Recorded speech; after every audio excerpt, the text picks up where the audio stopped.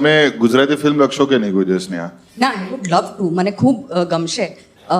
ઘણીવાર બહુ વિયર્ડ પ્રપોઝલ્સ આવતા હોય છે ગુજરાતી ફિલ્મ માટે. અચ્છા, આવી રે? હા. એટલે પૈસા છે, સ્ક્રિપ્ટ પણ છે, થોડું ઘણું લખેલું પણ છે. ભરી આપશો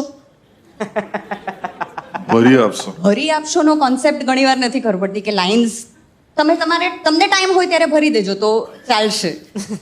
પણ ઘણીવાર એમ થાય કે બોલિવૂડ મારફતે આવીશ ને તો બાર્ગેનિંગ પાવર થોડોક વધી જશે, તો જે સરસ સક્ષમ વાર્તાઓ કેવી છે કહેવામાં મજા આવશે. બાર્ગેનિંગ પાવર વધારવાની જરૂર નહીં, કારણ કે બજેટ જ નહીં હોતું એ લોકોનું.